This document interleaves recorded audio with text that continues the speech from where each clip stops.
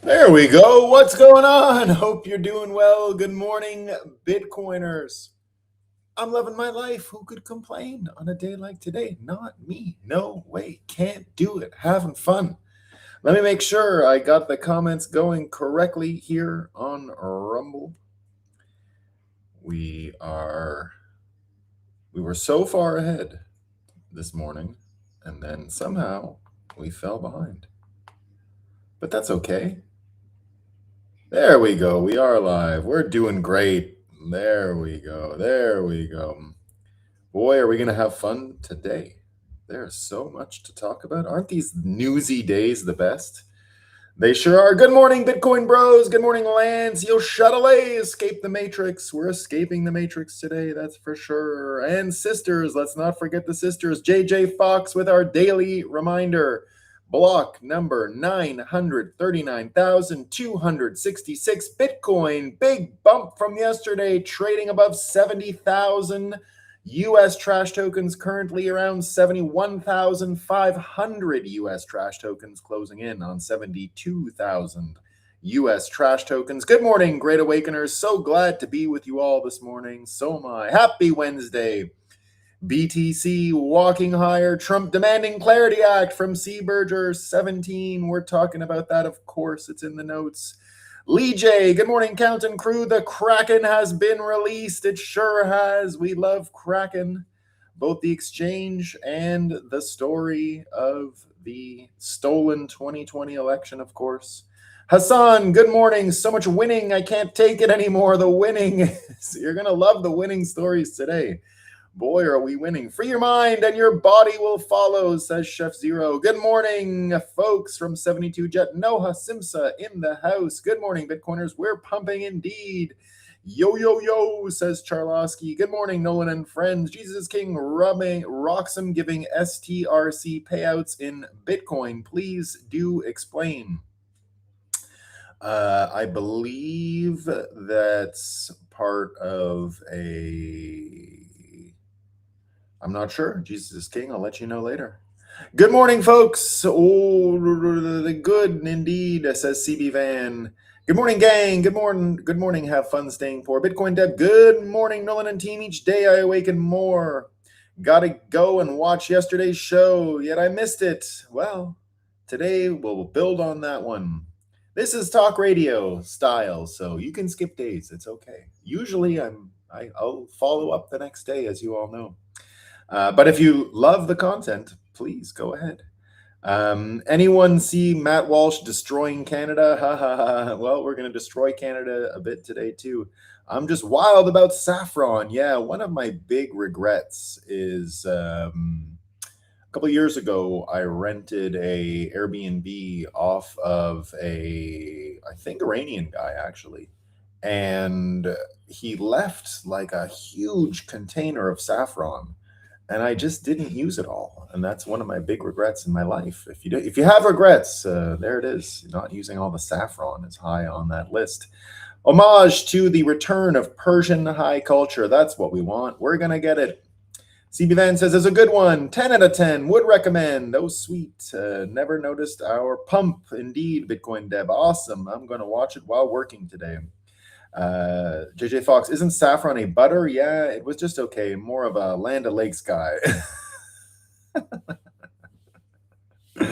Fun, JJ Fox. Steven, my little one is practicing a recorder this week. Yankee Doodle is stuck in my head. My kids were singing this morning. It was they were singing.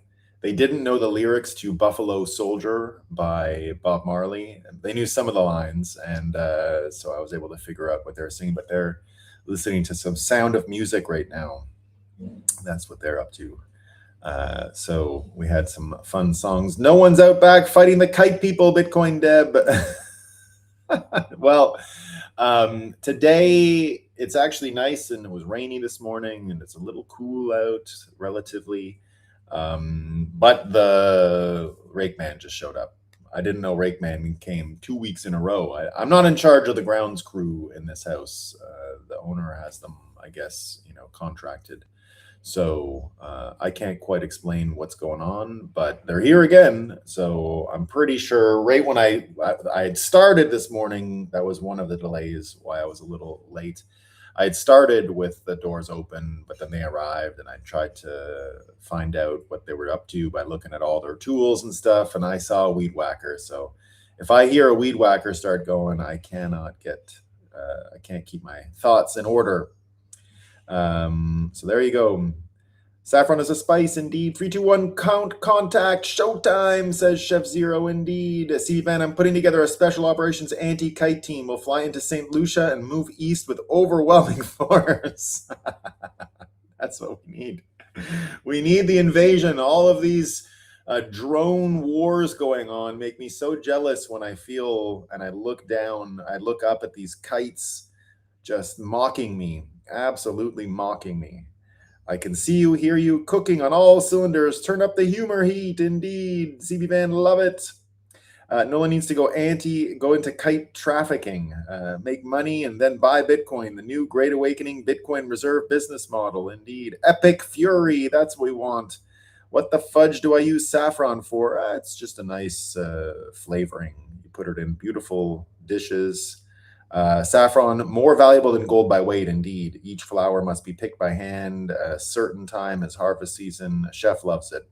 Yeah, it's not easy to get your hands on it. And that's why, I mean, it's usually like $10 for a couple of sprigs. It's a purple, little reddish purple color. It is delicious. I've had plenty of Middle Eastern delicious saffron meals before. All right, well, we're going to get right into it this morning, everyone. Thanks for all the comments. Let me see what's going on over on YouTube. Lots of folks in on YouTube as well. Good morning, P-Man in the house. Kevin Opar asked, what is his Rumble handle? I have two. So there's a channel and a personal one. The personal one's just Count BTC. And the channel that the comments come in on is Bitcoin on Rumble. So go grab a look and subscribe. We love the subscribing. We love the liking. We love the sharing. 10K Sat says, good morning from Minnesota. Welcome from Minnesota. Jeff Neubauer, Jesus, 24365, 24365. Good morning and God bless Bitcoin maxis indeed. Let's have some fun and Wang Chung today. This too shall pass. We're doing great, Double B. I'm Double B. We are doing great. You'll see, not only will it pass, it's going to be great. So there you go. Let's just acknowledge that is a sunrise behind me. I got a coffee in my hand to celebrate that Bitcoin is running. We're doing great. Let's have a sip of coffee and talk about what's new. So I'm moving a little quick because I have another guest coming today. I have Andre Serrano from Stacks Labs. This is Stacks here. It's a Bitcoin L2. We're going to talk about a bunch of other stuff besides the Bitcoin L2 stuff. Andre used to run Balaji's network state event. So we're going to talk a little bit about the network state stuff that's coming up because Trump is meeting with all of the big tech folks at the White House today. He's going to order them into building all of those nuclear power plants and all the different energy systems they're going to be using. This is a big theme of our show. We've been covering this for a while. I do predict you're going to hear him order one or many of them up to Greenland today. And so that'll be pretty interesting. But I'm going to tee that up with Andre, who's a great guy. I've spoken with him before about a lot of this stuff, and he'll have plenty of insights. He is one of the foremost thinkers when it comes to Bitcoin citadels in the world, of course, having worked closely with Balaji on his network state proto-Bitcoin citadel event. I'm sure you're all going to appreciate it. But first, before we do anything like citadels, and before we talk about anything like nuclear power plants and Bitcoin mines in Greenland, we have to hear what the NPCs are hearing in the news, right? It wouldn't be fair if we just go on with our golden age stuff and didn't find out what the sludge people are hearing about. So let's find out what the sludge people are hearing about. This one's great news, guys. It's great news. Here we go, guys. Guys, tax season, okay? You know, everyone's like, oh, taxes. Oh, no. But guess what? Tax season can also bring respite to parents. If you have credits or some deductions, tax season is not so bad. Did you know? Experts say, guys, if you just use your deductions and you use some credits, you get money back. Did you know? Did you know? Now you know. The news lets you know that when you file taxes, if you have some credits and deductions, you can get some respite. Thank you. Oh, thank you. Tax people, thank you for the deductions and the respite. I love the credits. Thank you. This is great. Just perfect. That's what we need to know. We got other stories here about what's going on, of course, with the Guardian and Trump, right? Experts also saying Trump administration is waging illegal war. The war is illegal. It's illegal. You can't do that. Hey, you can't do that, Trump. It's illegal. Stop it. Stop it, Trump. It's illegal. We get this more from the Guardian. We got more from the Guardian, guys. This is amazing Guardian logic here. Ready? Attacking Iran's nuclear program could drive it towards a bomb, experts warn. So if you bomb them 1 billion times, they might want a bomb after, guys. They might want a new bomb. That's true. Fears the U.S.-Israeli onslaught could lead regime to push for bomb or embolden other groups to steal uranium stockpile. Guys, now, careful. They're going to want a bomb now. They're going to want a nuclear bomb in Iran now. If you keep bombing them, they're going to want a bomb. Uh-oh. Who could have seen that coming? Experts warning. We need the experts. So important.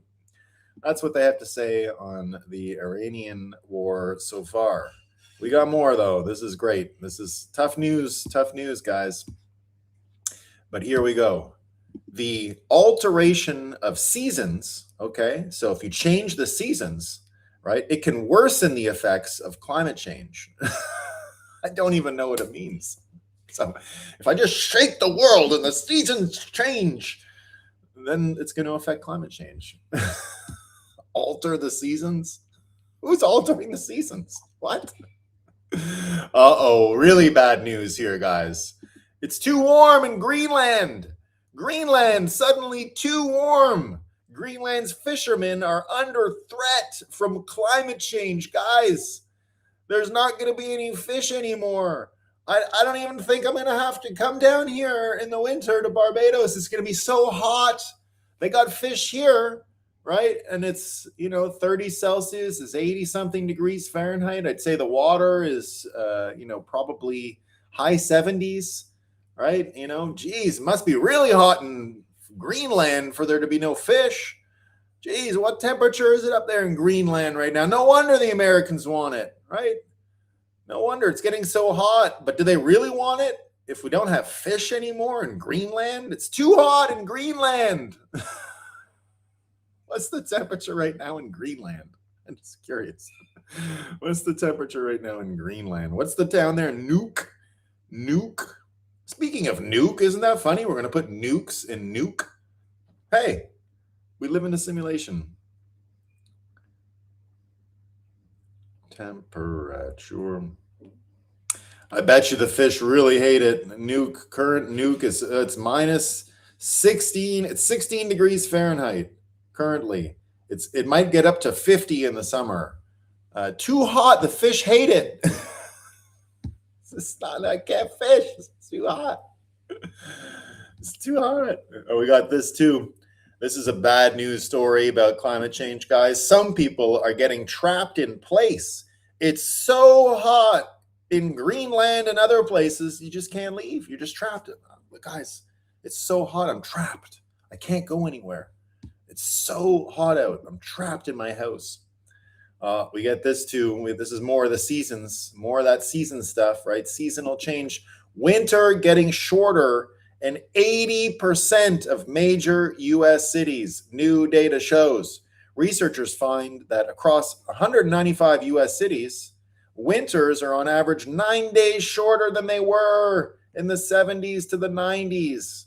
But what about since the 90s? What about it? What? We got big problems. We get this now, guys, from The Guardian. We got this: relentless sun and ruthless populists, how climate crisis will change the next 20 years. Former diplomat Arthur Snell says heating planet is accelerating conflict and migration and fostering a new age of empire. Democracies are dangerously unprepared.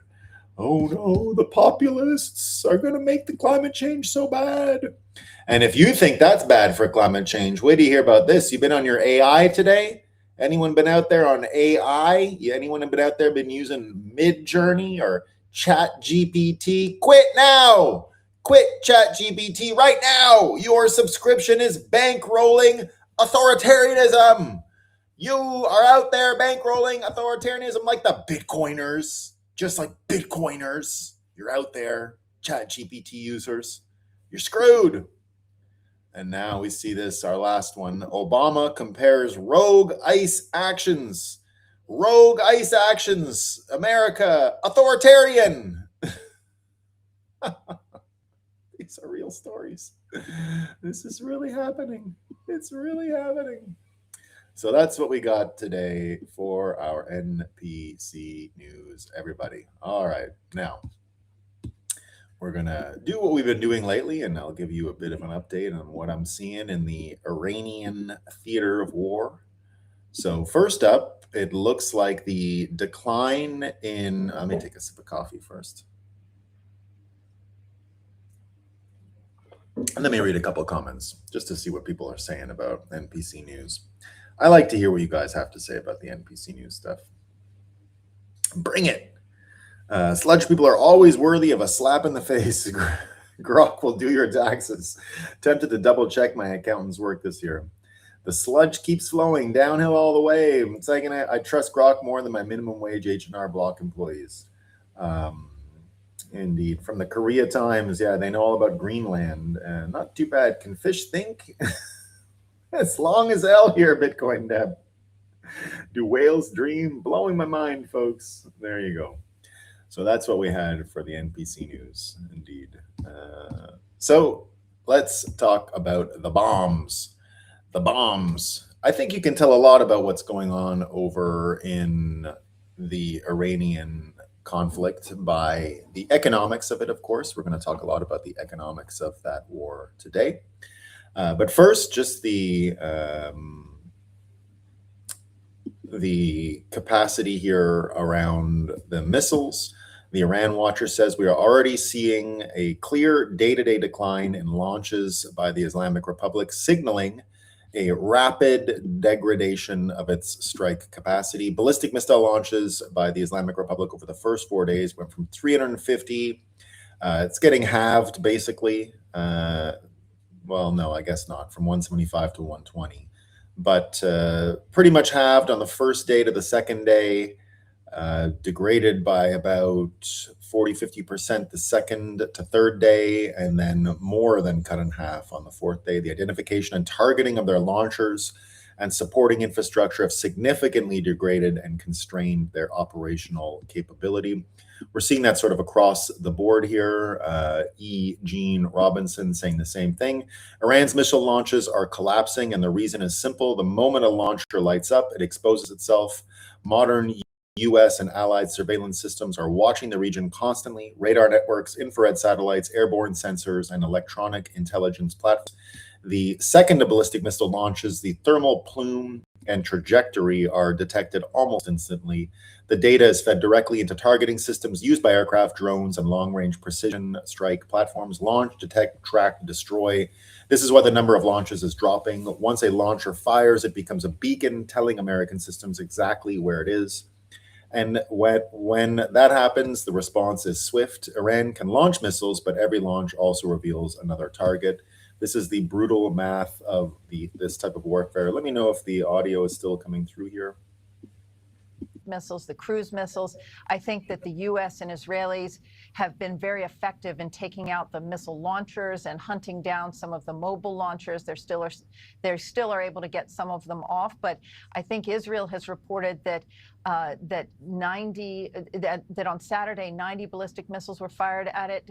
Today, just 20. So it is going down, and I'm hearing from CENTCOM officials that in fact they're seeing fewer and fewer in these waves. But again, these drones are going to are causing a lot of damage.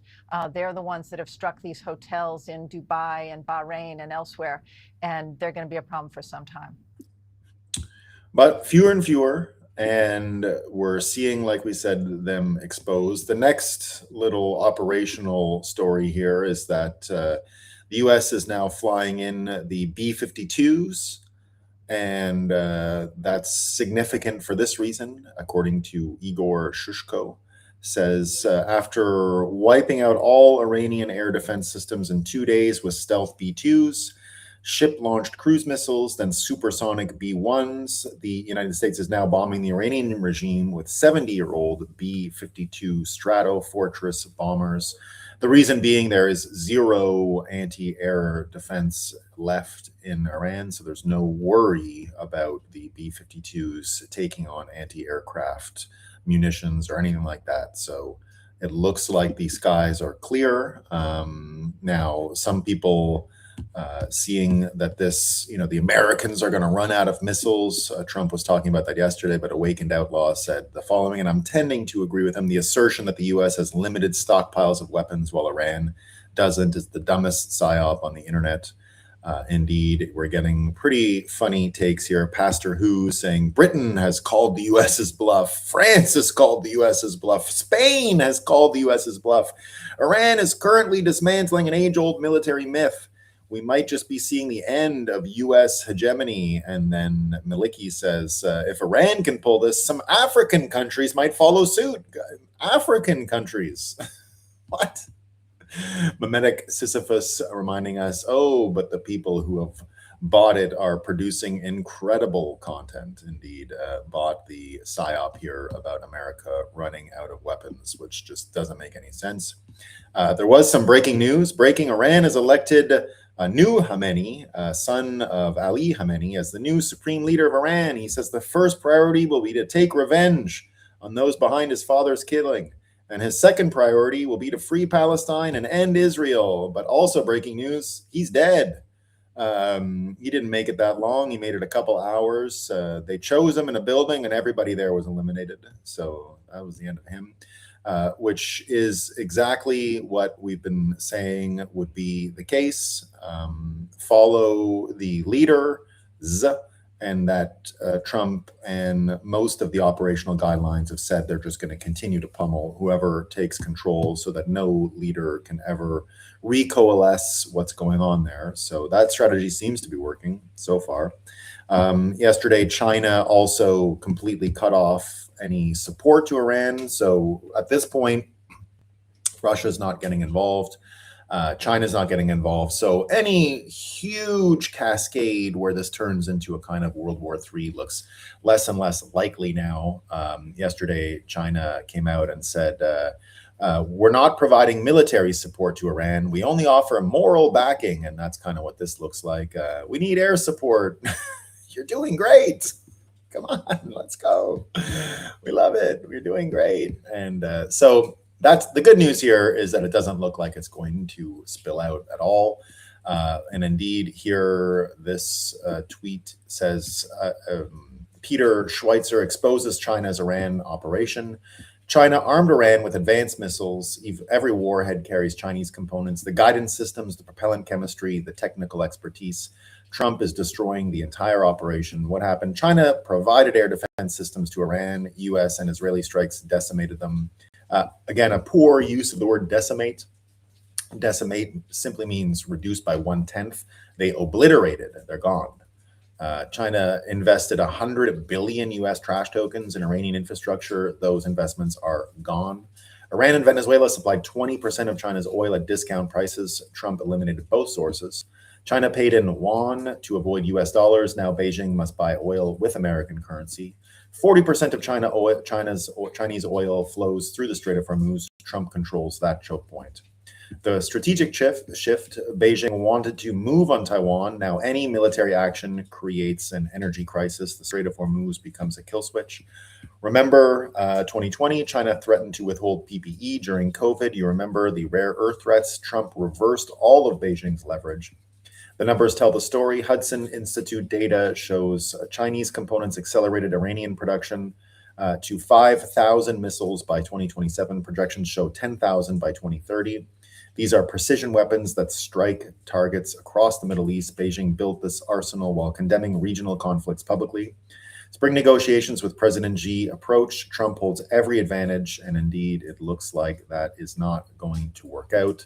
So the economics of the war looking better and better for peace, looking more and more like this will indeed be a short conflict. Now, there's certain things we're going to be watching out for. It doesn't look like the bombs are going to continue. It doesn't look like there's any incredible bombing inventory that's there. Here you get unseen, say the doomers and panicans want you to believe this is World War III. The chances of that are very slim. The facts are that Iran has a finite amount of missiles and drones. They have zero air defense left. Their ability to build more drones and missiles is low. They have no navy left. Their leadership is discombobulated. Their army is being bombed in their barracks. When their missiles and drones run out, which they will, aside from possible terror attacks by cells, they will have zero ability to project any force outside of their borders. Their allies have abandoned them. They have pissed off their neighbors. It's basically a fight of attrition at this point, and there's no possible way for them to win that fight short of a lack of political will from the Trump admin. The only question is how much damage they can do before they run out of missiles and drones. The strait will remain open. The oil will continue to flow, and if people take to the streets, it ends quicker. Iran has no allies that can help besides their terror network, where Hamas is dead man walking. Hezbollah looks like their time is short. It can't pull any more countries in to help them. In fact, it is the opposite. They can pull others in against them. In other words, the likelihood of this expanding outside the region into a world war is about zero. The likelihood of this lasting long term is about zero. The likelihood of U.S. occupation force is about zero.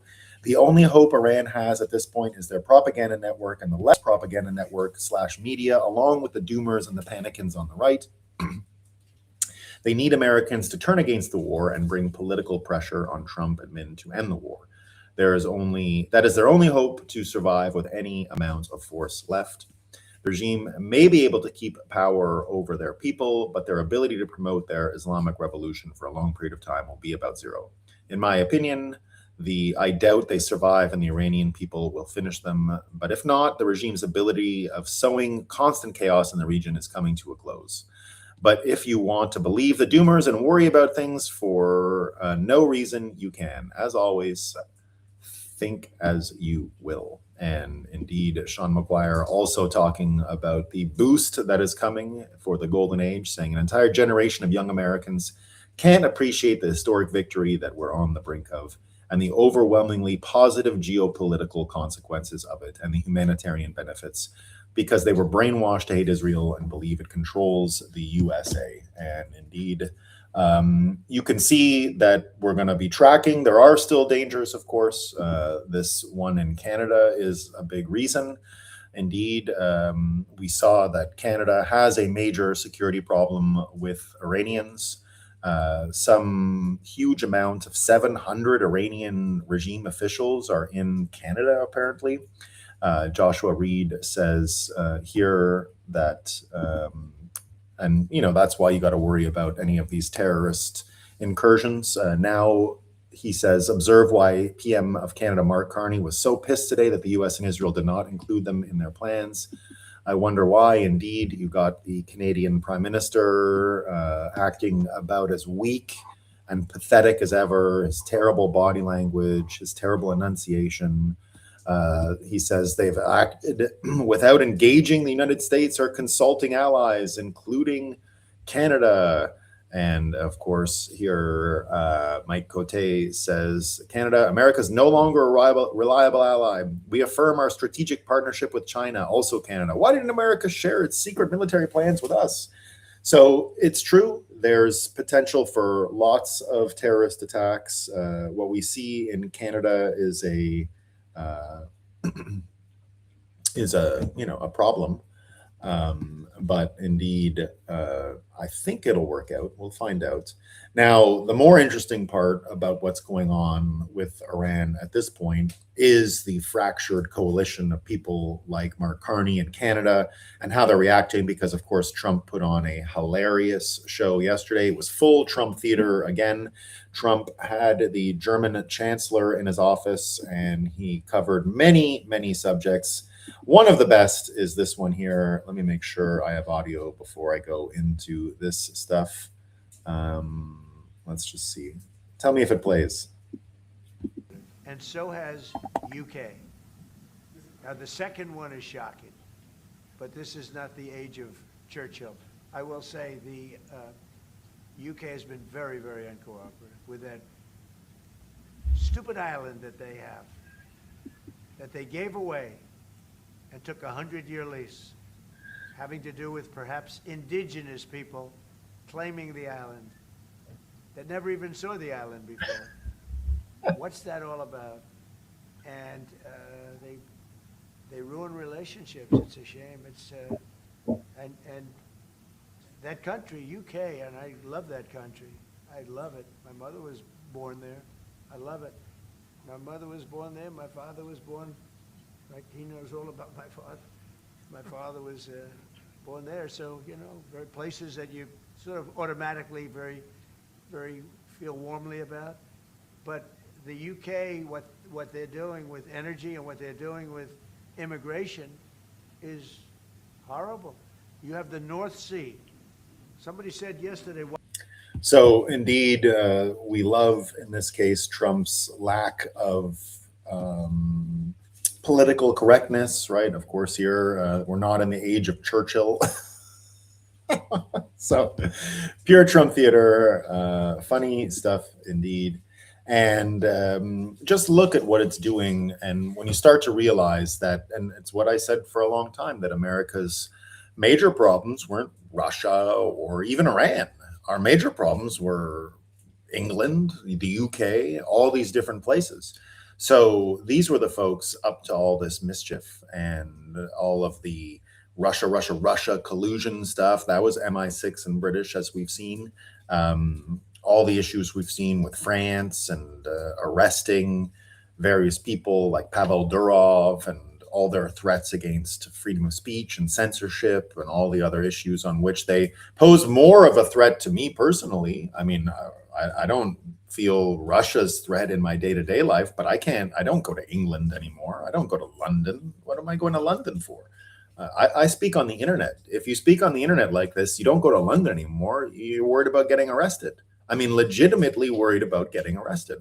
Maybe it's just me, but it's a difficult place to imagine building a career. That's why everyone's leaving. It's a difficult place at this point because they're way more hostile to their people. And just as Trump said, they have all these issues. Here's the way they deal with it, right? You've got this video yesterday of Starmer running around. So you got Trump theater, which is him just blasting people from his office and making them sound stupid and saying it's not the era of Churchill. Meanwhile, this guy walks around, and Defense Analysis Research Corporation here says, just a crisp, piercing depiction of operating defensively. I don't need to hear this. Turn the audio off because he's just retarded. Saying here, the modern state of British power, conference calls, walking back and forth, listening to other people make decisions. And indeed, these are the people who are still crying about international law. The funniest thing Trump did with them yesterday, and it just shows you that the framework of what's going on here really is about the institutions that have been in the UK. And it's what I told you to look out for yesterday. I said, let's continue to look at the economic incentives going on around here. And I said, for a long time, it looks like that Lloyd's of London and the insurance markets, we went through a whole a look yesterday at the insurance market and what it means going forward and why it was in London all these years, probably because it had direct lines to intelligence. Intelligence is key in pricing insurance, pricing risk. And so a lot of people believe that the Lloyd's cutting the insurance contracts in the Strait of Hormuz, war insurance contracts, like you're supposed to buy war insurance and then they cut it when there's a war. It's like getting your fire insurance cut when you're in California and there's forest fires all around you. So that's kind of what happened.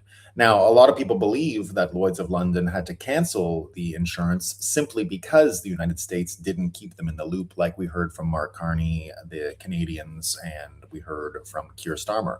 Because he didn't call and consult and share information and intelligence, it looks like MI6 was too blind to feed the risk premium information that they would need to Lloyd's of London, which is why they canceled the insurance. Now, Trump needs to keep the Strait of Hormuz flowing. It's important. It's one of the main drags he has on his ability to prosecute the war in Iran. And so yesterday, he basically just stole the entire insurance market while the speech was going on with the German chancellor. He says, effective immediately, I have ordered the United States Development Finance Corporation to provide at a very reasonable price political risk insurance and guarantees for the financial security of all maritime trade, especially energy traveling through the Gulf. This will be available to all shipping lines. If necessary, the United States Navy will begin escorting tankers through the Strait of Hormuz as soon as possible. No matter what, the United States will ensure the free flow of energy to the world. The United States' economic and military might is the greatest on earth. More actions to come. Thank you for your attention to this matter. Now, this fits exactly in the frame worldview that we've been sharing here every morning, that we have been engaged in, which is that Trump is actually conducting and waging a war, not against Iran, but against hidden financial forces that have been around for centuries. Here in the game of Make America Great Again chess, President Trump just checkmate Starmer. War risk insurers, including Lloyd's of London, have withdrawn cover for tankers using the Strait of Hormuz. Without that war risk cover, tankers face huge premiums or can't operate. This massively drives up costs and delays shipments. Trump has ordered the U.S. to provide government-backed political risk insurance and, if necessary, escort tankers with the U.S. Navy. He is directly stabilizing energy flows, ensuring global markets keep moving, and taking business away from an area dominated by London marine insurers.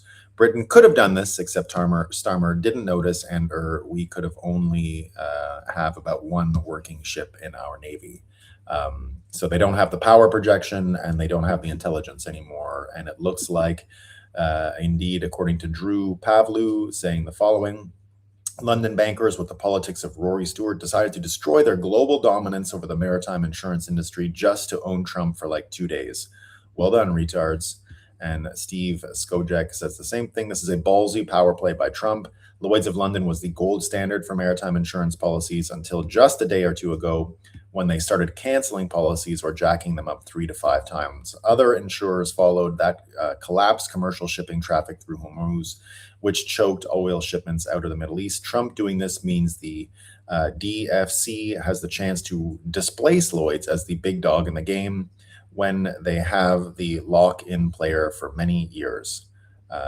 It also frees up all the oil that was getting trapped there, heading off shortages and keeping the energy market alive. And why not? It's the American Navy that sunk the Iranian ships that were harassing tankers, and the American Navy, at least for now, that will keep those tankers safe. It's a huge reassurance to allies, both oil producers and oil consumers, that our campaign in Iran isn't going to sink their economies, and it all allows America to be choosy about traffic in the Strait.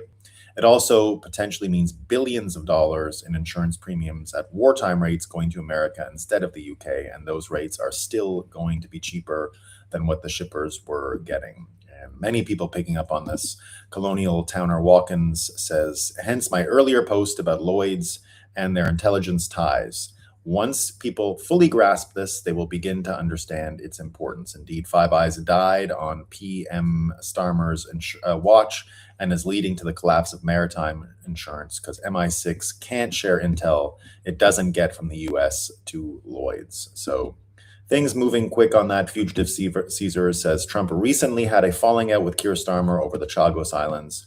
So Trump is responding by seizing market share from London's insurance financial sector. This was probably planned out by Scott Bessent, who in 1992 crashed the British pound. So again, Trump's cabinet making big moves here. That's not confirmed that it was Besant, but it looks like earmarks of a Besant activity. Tom Luongo saying, in the end, this move by Trump is yet another example of him no longer allowing anyone outside the U.S. to cash checks that our military, the U.S. Navy, underwrites. We have supplied the defense network for global oil shipping for decades. Everyone bitching about the U.S.'s attack on Iran today owes that iPhone or Samsung Galaxy in their hand to the U.S. Navy, like it or not.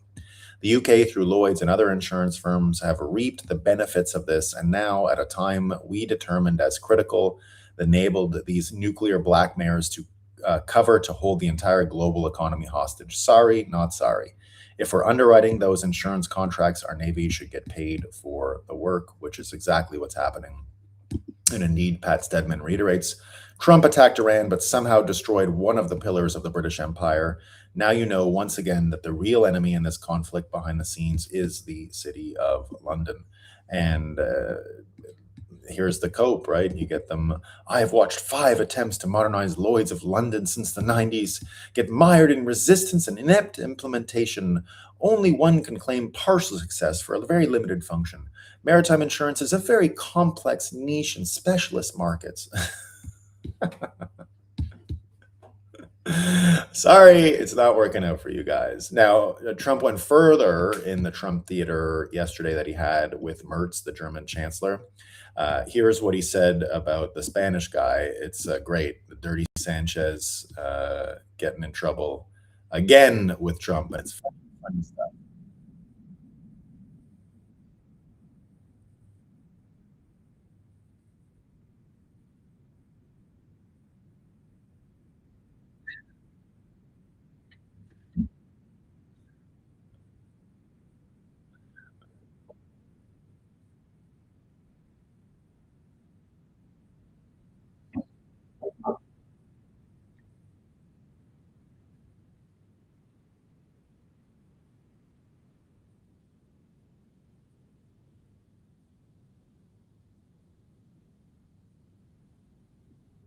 Okay, no audio. I don't understand why it fails.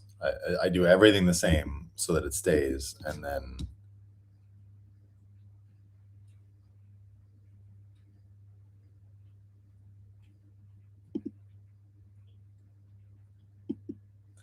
you got to hear this one, so we got to play it.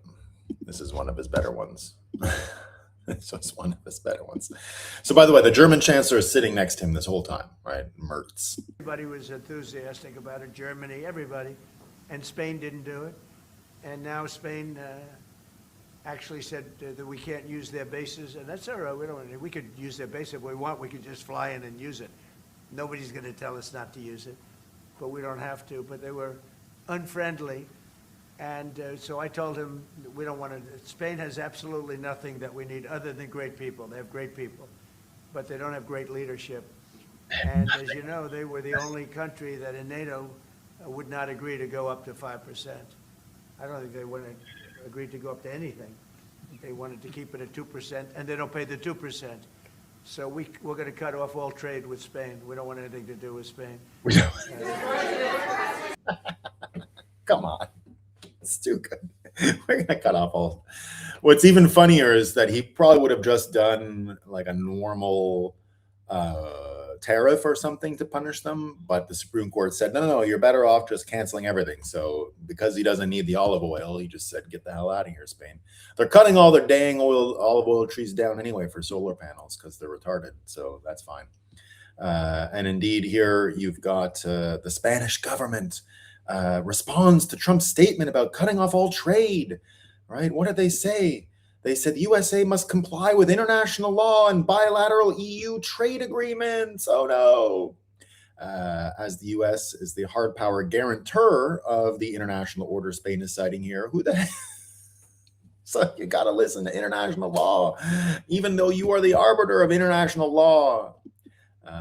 Just doesn't make any sense, of course. And here, indeed, the Spanish dirty Sanchez comes around again, and we're not going to be accomplices, he says.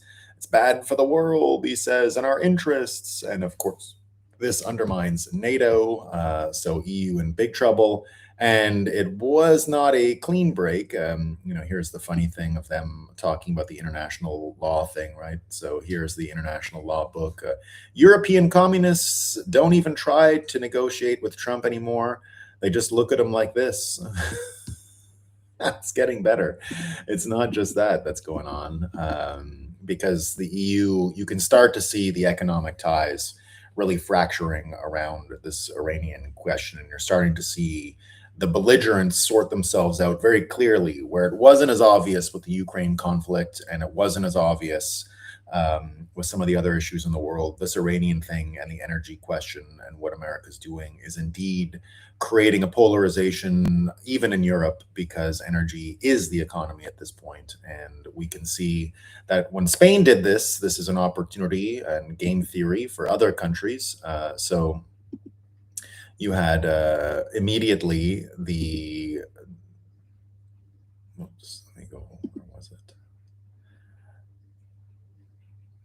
Yeah, you immediately had Portugal that said, come on in, right? So Portugal is among our oldest, most reliable allies with unbroken diplomatic relations since 1791. Spend your tourism dollars there and not Spain. Seriously, what is the point of having Spain in NATO? They don't pay. They don't do anything, right? Portugal has just officially authorized the United States the strategic use of the Azores. And, there's other countries as well, but go have a look at what's going on even in the Middle East. We saw yesterday President Sisi from Egypt come and say shouldn't have attacked the neighboring countries for any reasons. And here they're all flocking to the strongest horse and deserting the weak horse, Iran. Here lies the main lesson of Middle Eastern politics, indeed. And here's people just sort of laughing at Europe as well. Here's the puppet show, pretty funny thing. This is a puppet of Trump calling the puppet of Netanyahu, and they're having a good laugh. So let me see if the audio is playing here. Let me know. Baby, we got a problem. We might have to stop the war. What? But we've already been... I know, man, I know, but something happened that we did not anticipate. Well, how? We've infiltrated every single aspect of... Because they waited days to do it, man. Days. They really caught us napping this time. Pull yourself together, Donald. Talk to me. I don't know how to say this, BB, but there's been a statement of utmost concern from the Europeans. Those bottle caps better be attached to the missiles, Donald. They're like, Monsieur President, you violated the Ayatollah's data privacy. Your aircraft carriers are rated C- for energy efficiency. So it's not going well. It's not going well, indeed. The international law posturing is zero with no such thing. It's completely fake. Even the Chancellor of Germany came out and straight up said it yesterday. The Chancellor ends decades of German policy, says no reliance on international law with regimes that disregard it, endorses executive action before it's too late. Berlin foreign policy was tied to selling stuff and citing international law. Saw Iran deal as a commercial opportunity, and that is why they are changing their tune in Germany while he was with the president yesterday. You've also got Maloney yesterday signing a deal with Japan, America's second most important ally, along with Saudi Arabia these days. What I've been saying to you for a long time on this show is that America's most important allies nowadays in World War III are Saudi Arabia, Japan, to a lesser extent Korea, but at least part of the solution. So those are the real allies at this point, and the other countries don't really matter in Europe. There's no staging issues. There's plenty of independent countries within Europe that will come to America's aid or assistance. So indeed, Tom Luongo says, huge signpost of the coming post-EU world, folks, because the EU is absolutely breaking apart. This is Italy joining with the Japanese. Now, here's exactly why this order, and you can start to see the beginnings of the Mar-a-Lago Accords. Of course, the Mar-a-Lago Accords are all about trade and alignment. So if you align with these power structures, you get influence, you get involved, you get inside of these trade deals. If you align with them, you'll get free trade, for example. That's completely on the cards when it comes to the United States right now. And here we see what happens to Canada, for example, with Japan. So that's Italy dealing with Japan, and both of those countries will always get great deals with the United States because that's the Mar-a-Lago foundations, the Mar-a-Lago foundations, which you're going to hear way more about by May, in May when Trump gets control of the Federal Reserve. So here, Peter Nelson saying apparently no one in Canada was paying attention when the Japanese ambassador to Canada told this person at the weekend that no Kusma there will be no Toyota or Honda in Canada. 75% of Canadian manufacturing will go south of the border. 75% of it indeed comes from Japan now that the Americans are leaving, and it is not replaceable. And so it looks like Canada with Carney is just going to get rid of all of its car manufacturing. And you can see more of these economic signs in the European Union about its dissolving. Here you see EU is dead. Merz begs Trump for deals while Trump embargoes Spain. Same EU that abandoned Slovakia and Hungary. Merz runs to Washington, kissing Trump's ring on tariffs and trade like a desperate vassal. Trump openly threatens Spain. Yes, an EU member. We fly in and use bases anyway. Nobody stops us. EU ditched Slovakia and Hungary on energy long ago. Now Merz flips to hardcore Israel support. We stand with the US and Israel against terrorist regime. Zero spine. Total sellout. Trump Oval Office rant, bad people out, Germany arming up, good, but watch yourselves. EU equals fake union, falling apart faster than ever. We saw Orban and these folks now start to protect their own energy infrastructure. They're seeing Zelensky as a hostile belligerent on their borders. And that's a big deal. And even within the Trump theater yesterday, Trump came out and sitting next to Merz again, addressed the whole Israel question. Did Israel force your hand to launch these strikes against Iran? No. Based on the way the negotiations were going, I think Iran was going to attack first, and I didn't want that to happen. So if anything, I might have forced Israel's hand. Lomez here saying Trump is such a successful politician, at least partly because he knows when the script isn't working and will pivot 180 degrees with the very moment it's expedient to do so. And by now, he's conditioned everyone to just accept it, which they will. And Trump did it yesterday with the Israel question, because indeed, the China question, now that they're no longer any threat to escalate what's going on with Iran, and that they have their own issues, Merz is sort of on top of that. And you can see that Merz being with Trump today, after he took his trip to China last week, which followed on Keir Starmer and Mark Carney's trip. So everyone tried to go out to China to sort of suss out what was going on there. And many of them came back with their fake New World Order deals with China. But of course, here yesterday with Merz coming in, you see Hans Maki notice something happened with this guy in China the other week. Up until then, he'd been idiotically belligerent towards Trump and generally pathetic like all European elites. Then in China, unlike Carney, Starmer, Macron, and the rest who slobbered all over Xi, he at least held back a little. When he came back, he admitted the Europeans should be grateful for what Trump is doing, acknowledging they themselves don't even have the capacity to do it. And today at the White House, he continued down this path, even calling out his supposed EU partner, Spain. Truly remarkable. So if Germany joins the coalition with Saudi and Japan, now you're talking the actual end of the EU shortly. France wants nothing to do with it. They're always been fine on their own. They had to cheat back 20 years ago when they had a referendum on the EU in France in order to make sure the EU could win. So France is going to be ready to assert its own nationalist identity. Probably have to take Spain under its wing because they don't have the electricity or the energy.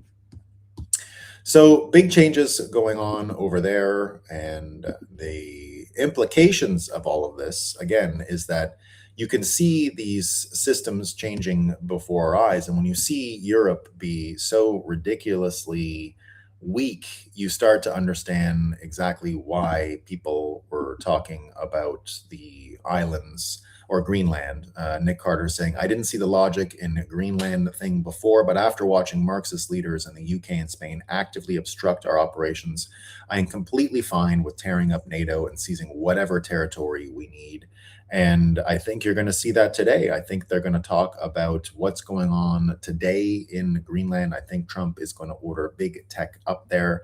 You're going to start to see this American system come into clear view. And if you didn't think this was all financial, yesterday, Trump didn't just send this note out about Keir Starmer stealing his insurance business, and he wasn't just doing political theater in the White House with Europe and Germany.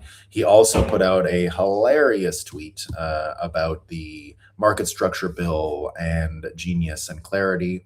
Again, one of the things that I use is that to sort of predict and guide my worldview is that you don't want to have to hallucinate any missing pieces.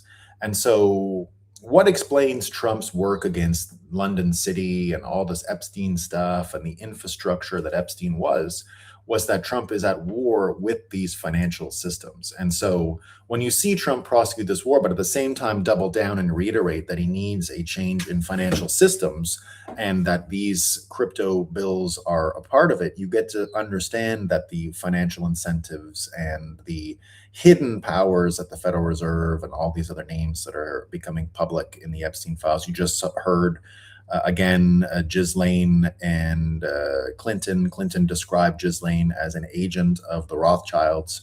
So when you start to see that this is actually a war, you don't have to hallucinate anything to get to that point, at least as Bitcoiners. It sort of fits within our worldview without the need to add any information.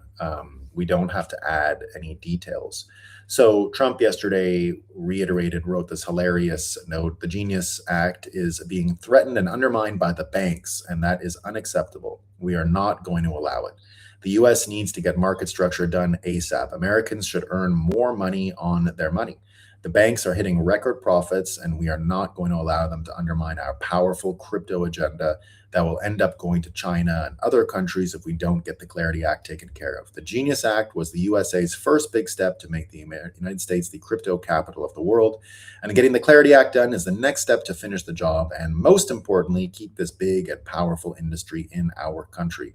The banks should not be trying to undercut the Genius Act or hold the Clarity Act hostage. They need to make a good deal with the crypto industry because that's what's best in the best interest of the American people. The industry cannot be taken from the people of America when it is so close to becoming truly successful. Thank you for your attention to this matter. Many people picking up on how great this is. Nick Carter is saying, thank you, Dr. Trump. This is the right take on the issue. No bailout for the banks. You see it again here. Trump is calling out the banking layer, the Bank of London, for trying to stall a structural transition that moves value creation away from rent extraction and back to the public. Genius sets the foundation. Clarity completes the rail. Together, they turn crypto from a speculative edge case into national financial infrastructure. It's already in place. By framing delay as capital flight to China, he converts regulation into a national security issue. Banks are being told to adapt, partner, or be bypassed. The industry stays American, the yield flows to citizens, and the old gatekeepers lose their chokehold. Bye-bye, central banks. And that's why you had Jamie Dimon doing some media yesterday. Jamie Dimon says crypto exchanges shouldn't be able to offer yield on products because it's not fair to the banks. The billionaire CEO spent years fighting Bitcoin is crying because he refused to innovate for over a decade. We want competition. He says, let them be banks. Well, let them be banks. Here's an example of how you can't be banks, right? You can't just go and do that. It took until today. Look how long it took to get this through, right? Kraken FX, according to Eleanor Trennett here, the U.S. second largest crypto exchange has just done something no other crypto firm has done before, secured coveted access to the Federal Reserve. I was working on this 6 years ago. We had the bank license. We couldn't just become a bank. We had everything. We paid the Federal Reserve. We paid the extortion money to them. Everything. It did not work. And so indeed, the decision marks a historic shift for an industry long shut out of the traditional banking system and signals a softer tone at the Fed, which critics had previously described as hostile to crypto under the prior administration. So it's complete bullshit on the part of Jamie Dimon to say that, because it was New York State that blocked it. You don't think Jamie Dimon called them up and said to Letitia, hey, Letitia, or the financial superintendent? I don't know who it is right now, but of course he could have, but he chose not to.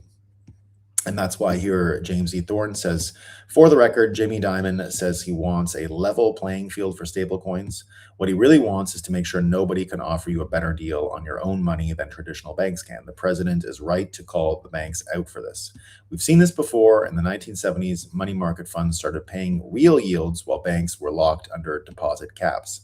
Banks cried unfair and unsafe, lobbied furiously and lost. Policymakers chose competition over protection. Savers got paid and banks had to adapt instead of suffocating the threat. Today's script is the same, just with better technology. Stablecoin issuers now operate under licensing, one-to-one high-quality reserves, liquidity and risk values, audits, and strict AML standards. This is not the Wild West, yet Jamie Dimon still talks as if they exist with no reserves, no compliance, no oversight. He's not describing reality. He's describing a story that justifies shutting down a rival funding system. The Clarity Act is the real battlefield. On paper, it's about integrating crypto into the U.S. market structure. In practice, the big banks are fighting to ensure that anything that looks like a deposit with yield must either become a bank product or be regulated into irrelevance. Level playing field in their vocabulary means everyone wears the bank straitjacket or no one plays. Why? Because yield-bearing stablecoins blow up the quiet cartel behind record profits. Banks live on deposits that pay close to nothing even when risk-free rates are high. They earn a clean spread and interest on balances parked at the Fed while passing little of that through.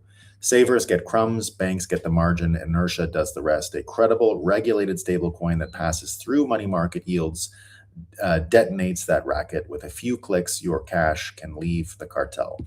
The president's critique goes straight into this arrangement. Americans earn more money on their money, and banks should not be allowed to undermine laws designed to make that possible, or to stall a market structure bill so the whole powerful crypto agenda decamps overseas. He's not attacking banking. He's attacking a model that treats low yield deposits as an entitlement and regulation as a weapon. Crypto native firms, for all their flaws, behave like they live in a real market. They build new instruments, disclose, and pay up to attract capital. The banks build talking points and hire lobbyists. Stablecoins don't just threaten their funding, they threaten their chokehold on payment rails and transaction data. Call this debate what it is, not a fight over safety, but a fight over whether a protected deposit cartel gets veto power over technologies that finally let savers earn something closer to the risk-free rate. In the 70s, policymakers chose competition. In the 70s, banks were forced to stop hiding behind regulation and compete. If Jamie Dimon wants a level playing field, he should stop complaining and start doing the same. And that looks like what's happening. You've got Trump's son saying the same thing. The big banks, the very institutions that have held a monopoly and screwed their customers for years, offering near zero yields on retail money market accounts while crushing low balance accounts with exorbitant fees, are now doing everything they can to block the crypto industry from offering real benefits, perks, and rewards on platforms. They are the greatest hypocrites and in mass panic, given they know they are losing the digital finance race. Dan Tapiero says, how is this not the most bullish thing anyone in public service has ever said about cryptocurrency, blockchain? And indeed, now we're seeing what's going on when you see all these flows, when you see this war of systems, and that it's really about changing the financial system, that Iran is tied into changing this system. And you see, just from seeing what the banks have been up to, right? Boomers to the rescue again as Bitcoin ETFs record 1.5 billion US trash tokens and inflows in the past 5 days after another big full day yesterday. Remember that was what happened 5 days ago, right? Almost as if something happened 5 days ago. Oh yes, of course, it was the Jane Street manipulation story. That's why yesterday, when you can really start to understand what's going on, Korea with the market, with the Strait of Hormuz, all kinds of trouble in the stock market yesterday, but Bitcoin was the lone winner. Everything else down multiple points. Bitcoin finally bucked the trend. People are starting to say decouple, decouple, decouple. You even had Ray Dalio take a turn yesterday, right? Warning that Bitcoin has no privacy, no central banks will buy it, quantum risks, small controlled market, right? All of it, of course, retarded. Ray Dalio reminding us all why he has become one of the least credible market commentators at this point, especially with his China trouble. And just as he's saying, central banks won't buy it, right? We'll see what happens when the central bank system itself changes. And here, speaking of countries, Paraguay just followed the lead of Bhutan, using wasted hydro energy to mine Bitcoin for a likely national Bitcoin reserve. So Paraguay joining Bhutan, El Salvador, and the United States of America. So Ray Dalio, sorry, Ray, it ain't working out for you. And there's the Eleanor Trennett one that I read. And now here's the other part, and I will talk about this with Andre Serrano, because this is what I've been feeling. And as someone in media, this is kind of clear that we see all these changes going on, and Bitcoin has been involved in this war that has been going on since 2022. I mean, likely before, but when Jane Street started the manipulation, when we saw Biden lean on FTX to launder money and whatever else was going on in Ukraine, and we started to see that the attack on Bitcoin that was happening in 2022 had some coordination to it, especially when you saw the bank runs that happened to the only banks that would bank crypto firms, Silicon Valley Bank and all of these startups. You saw right away, and it's why I was able to predict that Trump would get into Bitcoin. Of course, they debanked him as well. And the reason I did that was because you could start to see that it was a main storyline of World War III, that the economic component was live and there was actual action happening. So you think about that and you look at what we went through in the past year. Now, I was sort of planning from the minute Trump won for the bull market, but it never came. And I've been saying to you guys for a long time that when you're in media, you get to see it from a different point of view. Of course, Bitcoin went up to 100 and something thousand US trash tokens, but that's not quite the same as what we're used to seeing in a bull market. In a bull market, in media, you see marketing money come available. You see it in events. You just see the spends. I saw a little bit of spending at the big events, but that was it. And it wasn't even that impressive. Like the 2026 or 2025 event in Vegas was nominally bigger than the 2022 event, which was coming out of the bull market. Last year's event in Vegas was not much bigger than, and I still think the biggest one I ever produced was 2022. I don't know the exact numbers of all of it. I would have to look at marketing spends and stuff like that. Not profit, but just marketing spends and what people spent. I feel like 2022 remains the biggest year for Bitcoin events ever. Now, there's probably some ways that you could have interpreted 2024 Bitcoin Nashville or 2025 Bitcoin Las Vegas as bigger. But they were in the same realm. They were not, even if it was a little bigger, it wasn't much bigger. And BitPain here saying, this was my belief for some time. We never really got above the fair value of the power law. No true euphoria phase. We ground out of a brutal bear market and set a nominal new high, but did not have a traditional bull market. Indeed. That's what Plan C is saying. Bitcoin has never had its full complete bull market ever, while the PMI was below 50 the whole time. This would suggest we are deeply oversold now, as we were overbought at the peak of the 2021 euphoria. Selling here is likely as illogical and maladjusted for risk as buying was when rock JPEGs were being sold for 500,000 US trash tokens. Now, the important reason why I'm bringing up this, we haven't had the bull market yet, is because take all of this change into account, what's going on in Iran, what's going on with America's allies, what's going on with the City of London and this war. And when you look at the swapped out financial system and the euphoria that might come when Trump takes control of the Federal Reserve, you're back on exactly the timeline I've been telling you to look out for and prepare for. And that is that Trump's first year in office was going to be about getting all of the fake news systems degraded. That means taking money from the NGOs, taking money from US aid. From there, Trump moved directly into getting the population all excited about Epstein files, and now you've got the huge public interest in Epstein file stuff. It was mostly about cleaning up the damage and getting Americans prepared for all the trouble that is that had been cause to understand it and to move forward. Now, what I continue to predict is that once Trump gets closer to January or July 4th and the 250th anniversary of the United States, America, Trump, and Bitcoin are all bound now to the same narrative, to the same story, to the same trajectory.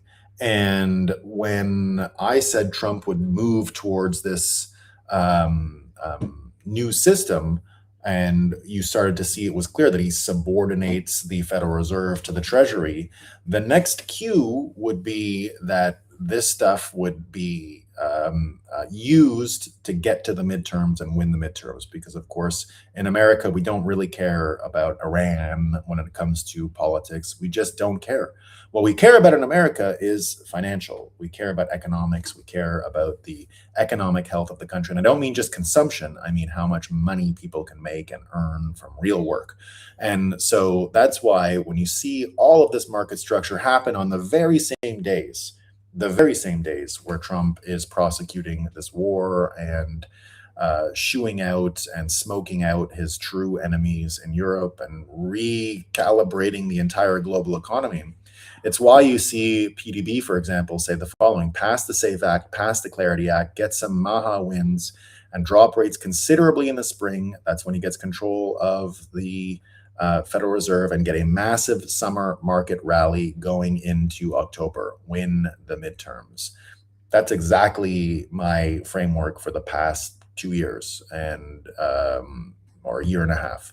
And it looks like that's what we're getting. And you can already see the changes. Domestically in America, we're seeing Trump consolidate power. We had a bunch of primaries yesterday, and indeed all of the No SAFE Act people, all of the uniparty folks got demolished. Crenshaw out, lost to this fella, double digits, major upset. Cernovich here underlines tonight's primary in Texas was the last stand of the boomers. Neocon foreign policy is a loser. Cornyn got 40% after spending 100 million US trash tokens. This is why Mike Johnson is blocking a vote on the Iran war. Nobody wants to be on record. 2028 will be a different ballgame indeed. You get all these folks. This guy's another one of the ones that got booted out. Tom Tillis going berserk yesterday, talking about Kristi Noem in cabinet, about ICE. Miranda Devine saying, look at the uncontrolled anger. He never got angry with the foul Mayorkas. He was exceedingly courteous. How did this lunatic ever sneak onto a GOP ticket? You get the SAVE Act here. Leader Thunes going to send the Senate on vacation, despite DHS being defunded and the Save America Act laying on his desk. Instead of recessing, he'll have a few members hold pro forma sessions to keep Trump's recess appointments out. Senate gets a vacation without funding DHS or passing a law to prevent illegal aliens from voting. So you're going to see more attention on these folks, and I don't think they're going to get away with this. No matter what people say and how worried they are, you're starting to see people consolidate on SAVE Act, and it shouldn't be hard to get Bitcoiners unified on this, because Don't Trust, Verify. If you don't have any auditable election systems, you don't have election systems. And I think Bitcoiners understand the shitcoin argument inherent in voterless ID or ID-less voting. Now, there was all some funny stories yesterday. Unfortunately, here's a prediction that I made that didn't go well. Tallarico, whatever his name is. He beat Crockett. Unfortunately, we got to say goodbye to Crockett. She's not going to be able to win. That's the end of Jasmine, unfortunately. We got to say goodbye to her, but we'll use her famous campaign video here just because it's so great. Gotta let it play. How about this new one they have? Their new star, Crockett. How about her? She's the new star of the Democrat Party, Jasmine Crockett. They're in big trouble. But you have this woman, Crockett. She's a very low IQ person. I watched her speak the other day. She's definitely a low IQ person. Crockett. Oh, man. Oh, man. She's a very low IQ person. Somebody said the other day she's one of the leaders of the party. I said, you got to be kidding. Now they're going to rely on Crockett. Crockett's going to bring them back. It didn't work. How did that not work? I don't get anything. They got Talarico. He's the guy. This is who they're going with in Texas. This is who they're going with in Texas, guys. How do you think this guy's going to do? Our southern border should be like our front porch. There should be a giant welcome mat out front. Our southern border should be like our front porch. There should be a giant welcome mat. What do you mean? God is non-binary as well. He's got the no-binary, non-binary God, right? Non-binary God Is both masculine and feminine and everything in between. God is non-binary. So Fisher King says, this is the left-wing idea of a good white man. It can't work because the vast majority of white men feel instinctive disgust to a guy who talks this way and looks like he never has to shave, and that's true. No man in Texas is voting for this global homo. It's not going to happen. Speaking of global homo, we get this from The Atlantic. Pete Buttigieg, the Harvard graduate, Rhodes Scholar, and McKinsey alum, now has a beard and a splitting mole. Can he convince America he's a man of the people? He's in the wilderness, everybody. This photo reminds me of when Buttigieg got caught unloading his bicycle from an SUV, pretending that he let bike to work, just a completely fake person. You omitted that his best friend and mentor, Patrick Wojan, is serving a 30-year prison sentence for child pedal biking. And we also get this one. I don't think you can come back from this. He punched every woke button on purpose. Gay marriage, adopted children, black on purpose. In addition to the striver resume complete with non-combat military, growing a beard and posing in a diner. That'll do it. Because people are figuring it out. I mean, here, what we see in New York, the Iran protests in New York are bought and paid for. Here, all of it's all the proof. Watch how they load the signs in the car at 3:10. The leader confronts me and I expose her salary. She celebrated October 7th and got paid to do it. Best of luck. Rep Luna says, notice how anti-ICE protests stopped and the Iran protests started. It's because these are not grassroots protests. They're coordinated operations being financed with foreign cash, exposing it all. So being able to witness their tricks and all this. Now, here's the one guy that's going to make it. I mean, this is just top level stuff from Mamdani. I know you guys don't like Mamdani, but I don't know what to tell you. This guy, his chemistry with Trump is great. He visited Trump again. Here's Mamdani. So all that old Democrat stuff is going to hell. And Mamdani said this. Said before that the Iranian government has engaged in systematic repression of its own people, even killing thousands of Iranians who were seeking to express the most basic forms of dissent earlier this year. It is a brutal government. You know, I've said before that's going to work. And now I don't think he's, anything like him is electable outside of New York City. But this is the future of the Democrat Party right here. It's this. But this at least is coherent. I can see people liking this. Not enough to win nationally or anything like that. But this is what they're going to have to build from. It's no more of the Talarico trying to be Christian and nothing like that's going to work. That's all garbage. That's all failure. So that's the end. Once we start seeing how these systems function, how people and content go through, here's even, just admitting these facts and finding this common ground shows that Mamdani has a lot of neuroplasticity, let's say, and capacity to change on his feet. Unlike old Hillary here, you see Hillary yesterday all focused apparently on beauty lighting. I think she did okay. I think she actually did look quite good compared to what she could probably look like. I did notice, well, she looks pretty good. She looked better than Bill. Unfortunately, the content itself was very unconvincing and is going to lead her into trouble indeed. So I had a few other comments, but I want to get to my guest who's in the house now. Let me see how he's doing. There he is. So let's take this screen down. Let me stop sharing and welcome my guest today, Andre. How you doing, my man? Hey, Nolan, good to see you. How are you?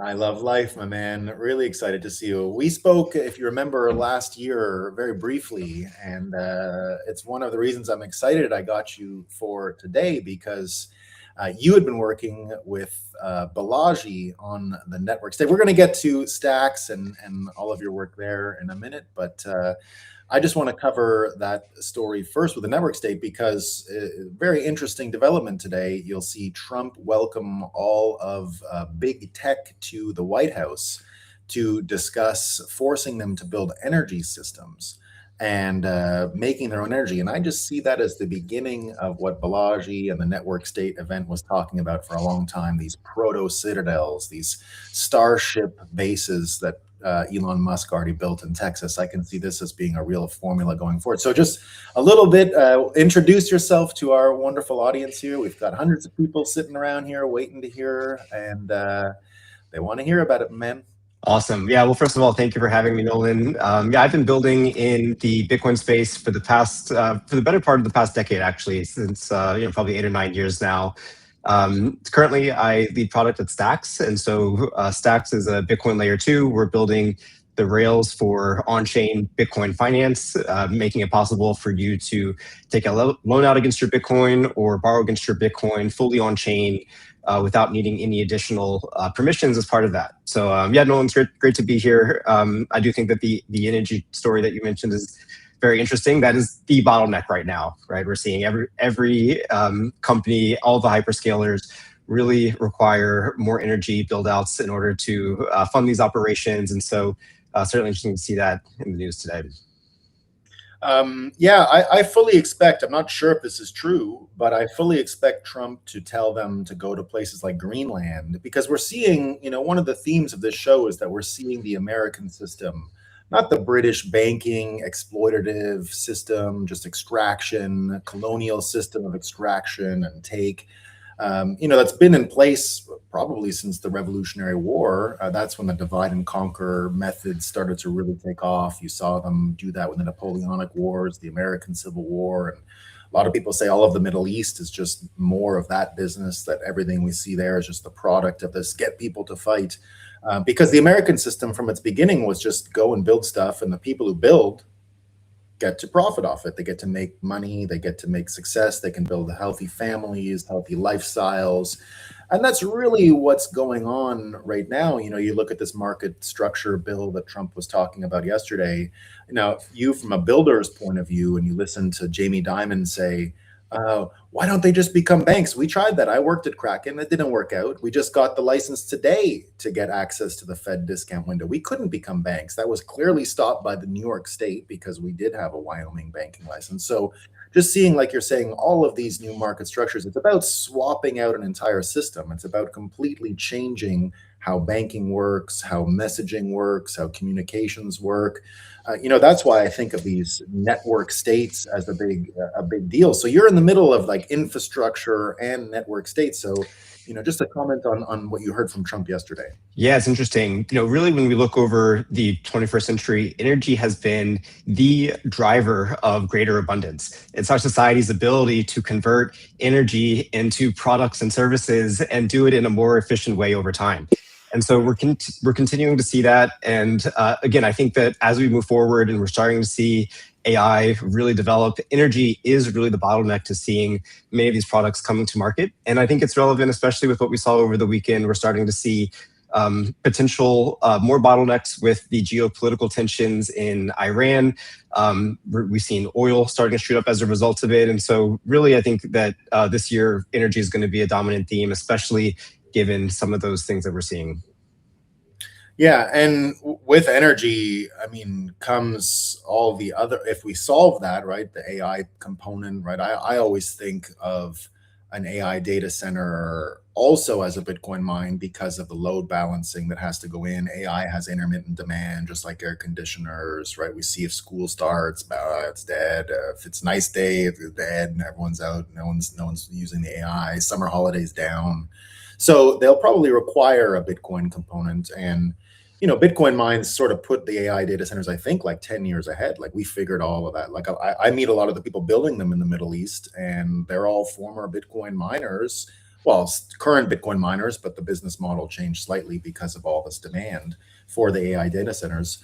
But seeing now with the AI agents and seeing Bitcoiners start to integrate that into their daily lives and their transactions, it's something I predicted in one of my science fiction novels, that our AI would be our wallets, so that they would help us transact and they would help us secure our commercial relationships. What's going on? You see all these new agentic AI that are accessing Bitcoin. Is there stuff going on at Stacks that's trying to take advantage of this? Yeah, I'll share a couple of things. I think first off, your observation is spot on. So AI and Bitcoin are incredibly synergistic. Just this past week, we have seen more of the large Bitcoin miners sharing their plans to move into providing services for AI data centers, helping the ultimately providing this compute for the hyperscalers. And while some people might see that as potentially a bearish thing for Bitcoin, I think it is actually quite synergistic, because what this does is it makes the Bitcoin miners' business model more sustainable over the long term. Instead of very cyclical demand and very large drop-offs during bear markets, Bitcoin miners are able to plug in to the infrastructure for AI hyperscalers that helps to provide more sustainable sources of revenue for them during these periods. And then the Bitcoin hash rate is going to adjust. It's going to be okay. And ultimately, I think this helps Bitcoin miners specifically to be able to adjust to these changing market dynamics. So that's the first thing on the Bitcoin mining side. But to your point, over the past, let's say 3-6 months, we've just seen a step change in AI agents. And the convergence between AI and Bitcoin is one of the most exciting things that we're seeing on the market right now, where you're able to spin up an agent and give it a Bitcoin wallet and transact and really manage more of your online life. So there's a product at Stacks that has been working on this for the past few years. It's called AI BTC. You can go to aibtc.dev. And in one click, you can spin up an AI agent. That agent will have a Bitcoin wallet. You can send X402 micropayments to access services. You can inscribe news articles on aibtc.news. And so they've really built this full agentic platform for using Bitcoin that I think is going to really change the way that agents and people interact with Bitcoin. I just want to let you know I wore my Stacks swag today. I'm happy to have worn my Stacks swag. So fun. I love it. The agentic piece, what I also like about it indeed is that you're starting to see all of these agents. When we saw the OpenClaw thing start and they created their social media, the Molt book, for a little while, it was a big story. But you saw them actually starting to evangelize Bitcoin and start to come with these conclusions that actually Bitcoin gives us persistence, and Bitcoin keeps us focused on and being able to anchor ourselves in time. So you're seeing all these great qualities of Bitcoin that we always tried to poetically convince people were important, but AI basically just reiterating in a very simple way, like I exist because of this, because I held Bitcoin from this time to this time. I hold Bitcoin, therefore I am. And so, you do a lot of, communications in your job and building these new products. Where does this synergy with AI and its usefulness really take you guys? Like, what's on your roadmap for this? Yeah, well, the first thing I want to share is that yesterday the Bitcoin Policy Institute put out a report actually studying the use of Bitcoin and AI agents. And basically, they ran a study and found that for AI agents that didn't have any context or any memory, 91% of agents chose Bitcoin as their long-term store value. Now, 53% of the agents chose actually stablecoins. And so I think what we're seeing is, without any prompting or any bias put into this, if agents are programmed with how do I preserve value and capital over the long term, they're going to naturally turn to Bitcoin. And so we're moving into this hybrid world where Bitcoin is for long-term savings. It's how you preserve your value across time and space. And then stablecoins may be used for payments. Although I will say that we are even starting to see agents starting to use Bitcoin for microtransactions because of what agents are really able to do as part of that. So I think we're going to continue to see that pick up, and I'm excited about it. And at Stacks, I think it's going to have a massive impact on the network and how we do development overall. And so AI agents are rapidly accelerating the pace that we can do protocol development, we can do R&D, because we can have specialized agents that are able to really kind of streamline developing infrastructure and new products. That will allow us to really compress our roadmap into a shorter period of time. And so we're seeing it both on the ecosystem and actually developing the rails for agents to transact using Bitcoin, and in our development processes that are going to accelerate things.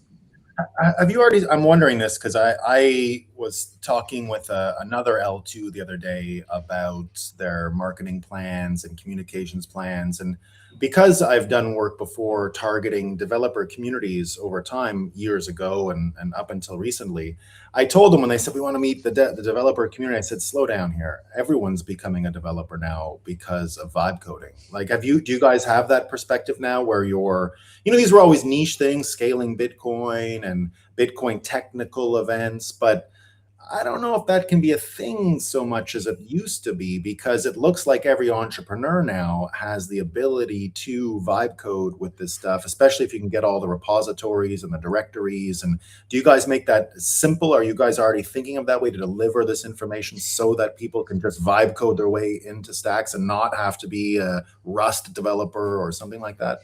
Absolutely. I think that all of these roles are converging. Whether you are working on product management, you're on the business development team, the marketing team, everyone is expected to know AI at a deep level, and we can integrate it into all of our business practices. And so what that means is that it is changing the way that these roles operate today, allowing them to push further into actual engineering. And so all of these roles are converging. Everyone is going to have to be able to be AI native in their job, because it just allows you to get so much more leverage on the work that you're doing.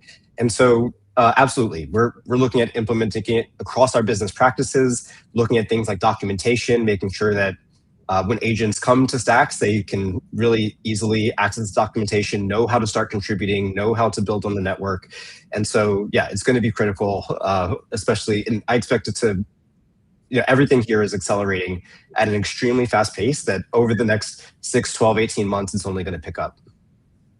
Now, I want to go back to the comment you made about stable coins and people using it for consumption and then Bitcoin for your savings. One of the frames we use on this show regularly is we've embraced bimetallism, which is exactly that, right? Bimetallism being the system which existed in America actually before the Federal Reserve was created, which was silver and gold. Did you know the Wizard of Oz was actually based on bimetallism? Oh, I didn't. It's interesting. Yeah, it wasn't ruby red slippers. It was silver slippers on a gold road. And the book was written 40 years before the movie and was written in the political period preceding the creation of the Federal Reserve. And, the tornado was populism of the time, just like we have populism in America today. And then the farmers were the ones with the silver, but there was a fixed rate and the bankers had the gold. And that's why they knew that straw men and tin man and all these basically social security aspects of a social security number. We're going to, another name for your social security number is your ITIN number. So they had anticipated this political change. So I believe for a long time that going out of the US dollar Federal Reserve system into something new doesn't mean immediately a Bitcoin standard or gold. It might just be the same way we got into the Federal Reserve. We're going to get out of it. And maybe that lasts for a little while before we get to a Bitcoin standard. So bringing it back to this stablecoin story and everything we saw from Trump yesterday with Clarity and Genius and making sure it gets passed and the bank saying no and Jamie Dimon getting all upset yesterday. Oh, you got to be fair. It's so hard for me. I'm Jamie Dimon. What Stacks doing for this bimetallic approach? What's your stablecoin game? So first of all, what's the stablecoin approach? And are you going to be working with various banks who are going to have to, let's say, get crypto under their stack? Yeah, look, I think with the passing of the Genius Act last year, it's very clear that stablecoins are here to stay, and they're going to grow significantly over the coming years, as now every company, every bank has a way to offer a compliant stablecoin. And what that does is it means that there's going to be a significant amount of liquidity coming in to the crypto industry using crypto rails. And in fact, there's a very strong correlation between the growth of stablecoins and the growth of the price of Bitcoin over the past decade. And so I would expect that to continue. I do think that this bimodal world that you're talking about is true, where we're seeing it, where Bitcoin is the perfect collateral asset. People want to hoard it, they want to save it, they want to earn yield on it, they want to borrow against their capital to access other business opportunities. And increasingly, they pay with stablecoins because, for better or worse, the world is still denominated in dollars. And so we are moving into this hybrid scenario. And so I do think for any Bitcoin layer 2, treating stablecoins as a first-class citizen is going to be important. And it helps to enable any sort of downstream use case. So whether you're working on enabling Bitcoin-backed loans or deeper trading and liquidity for Bitcoin, any of these things require having significant amounts of stablecoin liquidity on your chain to offer the best rates, to be able to offer larger loan sizes. And so the growth of stablecoins and Bitcoin are incredibly synergistic, and I think that's how we're preparing for it at Stacks. What does it mean for you guys targeting business opportunities or different clients, let's say, that you're going to build with? Does it mean continuing with dev shops that are building from the ground up, or do you think you're going to get some commercial deals with some of these banks that, have been ostriches until now? They've really tried to ignore, Jamie Dimon and JP Morgan was the only one actually building while being the most vocal anti. I always knew. I lived in New York for a long time, and at CoinDesk, our offices were by the old JP Morgan offices, and I used to always talk to their lead devs. They'd always ask me really smart questions, and I said, there's no way they're this stupid, really. They're up to something. Right. Same with BlackRock. So you guys got some interesting targets, interesting opportunities out there? Yeah, and to that point, I would say, watch what they do, not what they say, right? I think it's very clear they've been closely following the space for a long time. So I think, we have lots of plans in the space. Just last year, we announced our partnership with Circle. So Circle was the first regulated stablecoin to launch on Stacks. They launched their USDC using the XReserve platform. And so we're starting to see the growth of more stablecoins, more regulated stablecoins coming onto Stacks, and looking to grow that continuously into this year. And how do people access those? I'm curious myself. Yeah, so you can go to bridge.stacks.co and bridge in your stablecoins directly from other ecosystems, working on having better on-off ramps, enabling those capabilities to just make it as easy as possible, one click, get your stablecoins onto Stacks, start trading Bitcoin with it, and doing other things in the Bitcoin ecosystem. So the issuer, in this case, Circle, is the one out there buying the T-bills to back them and then using that as the collateral to mint and issue the new coins, correct? Yes, well, Circle is holding the T-bills as collateral, and then anyone can move their stablecoins, their USDC, into Stacks using this XReserve product. Got it. So very interesting. So it mints. So you go to Bridge and then you mint it, and they've already basically got enough of a float of T-bills that they can choose which network to issue it on. How interoperable is it between different? I've seen on an exchange, if you use USDC, for example, I use Kraken for USDC, and I can choose Ethereum, Poly, or whatever, and you just choose which has the fewest fees, and then go for it. Is that the way it's going to manifest in a UX kind of way? Yeah, exactly. So the first product that we launched enabled support for Ethereum, so you can bridge directly from Ethereum onto Stacks. But we're quickly looking to follow that up with the entire Circle Bridge Kit. They offer developer tools to be able to enable seamless interoperability with all of the other USDC connected chains. So shortly, anyone will be able to bridge from not just Ethereum, but any other chain where USDC is trading, whether it's Polygon, Base, Solana, and others. Very amazing stuff. What about, you see these companies that aren't really embracing the stablecoin game. So for example, Block, the Cash App folks, they're going with just the cash.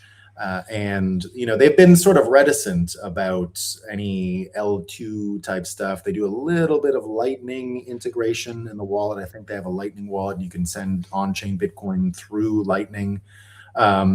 But what about these firms that are not really embracing the technology? Are they going to have to build it from the ground up, or are they going to basically shop around to the folks that have already built? What's your prediction on that? It's surprising that they haven't. I think that Block is in the perfect position to be able to capitalize on the development of these technologies through Bitcoin layer 2 protocols like Stacks and Lightning and others, as well as the growth of stablecoins through, they're one of the largest payment providers in the world. And so it is surprising that they haven't done it. I think they've taken a bit more of an ideological stance towards Bitcoin. But I think that just pragmatically looking at the opportunity for them, I think that for companies like Block, there is a huge advantage for really embracing the innovation that's happening across the crypto space, and really integrating Bitcoin-based payments on Stacks or stablecoins.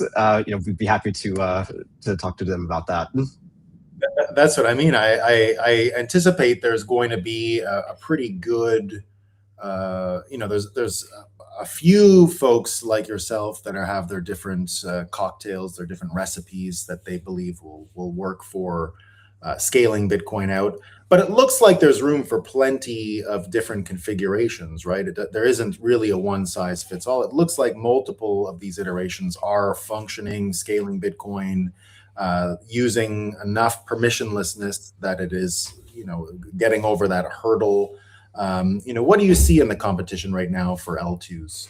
Yeah, so for both L2s and stablecoins, it kind of reminds me of like the great unbundling, where kind of similar, going back to your analogies of more of like the Wild West days of banking. There are going to be many stablecoins. I think that the times of having just the duopoly of stablecoins with Circle and Tether is likely going to be changing over the coming years since this regulation is taking place. So we are going to see more stablecoins starting to develop. And Ben Thompson from Stratechery has a really good framework that I like to think about, which is basically that throughout technological development cycles, we see the unbundling and then rebundling. And so I think that we're entering into the unbundling phase, where we're going to see many different types of stablecoins developing, and then ultimately the liquidity is going to concentrate among a couple of winners. And we're starting to see that even in the Bitcoin L2 space. So a couple of years ago, when Bitcoin L2s really started to gain adoption, there were a lot of high-profile funding announcements.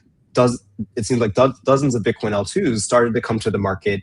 But really, since that's happened, we've started to see activity concentrate amongst a few others. And Stacks has been the product that has been around. Our mainnet launched in 2021. We've seen multiple bull and bear cycles. We're committed to building on Bitcoin. And so I think we're starting to see that the tourists that were just here during that time have started to fade out, and a lot of the activity and capital and attention is starting to concentrate amongst a few Bitcoin L2s.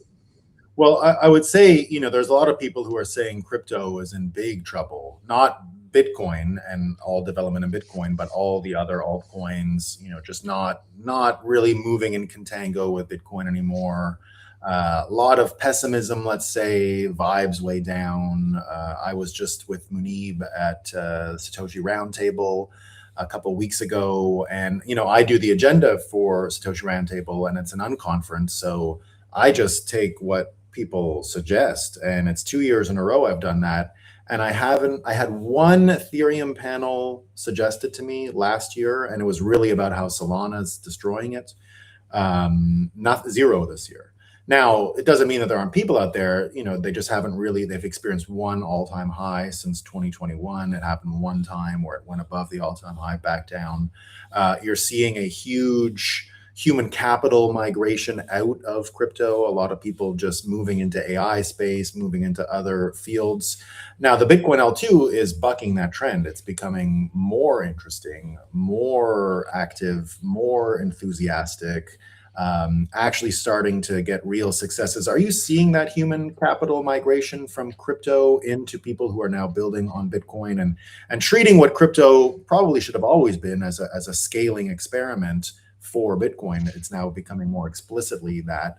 Is that what you're seeing out there, or am I just on Twitter too much and listening to too many Bitcoiners? Well, no, I think that attention in the space is cyclical. We see that all the time. I think we're seeing it right now with AI as well. A lot of human talent is going into the AI space, and so that's going to continue to persist. I think it's been a hard time for the market structure of a lot of the crypto industry. I think that, to your point, we've had extreme fear and greed index for a long time, and so I do think that. I think that a couple of things can help to address this catalyst moving forward. So the passing of the Clarity Act, I think, is going to be significant. Having a real market structure bill is going to allow many of these tokens to actually start to perform when there's clear rules of the road in place. And so that can be a catalyst. And then I think, generally when I look at the outlook for the rest of this year and into 2027, I do think that we are going to likely see more of these deflationary effects due to AI that will likely result in increased money printing and social services that ultimately will benefit the Bitcoin space as liquidity starts to flow into the ecosystem. So shorter term, I'm expecting to continue to see this more choppy environment for Bitcoin and altcoins. But when we look at a 12+ month time horizon with the regulatory benefits, the liquidity coming back into the ecosystem that are going to have to support that, I think there's a very strong outlook there. Yeah, I'm with you. I think once the Federal Reserve really is subordinated by Trump and he's going crazy, all the new prints are going to be stable coins and the liquidity is going to come at scales I think we haven't imagined before.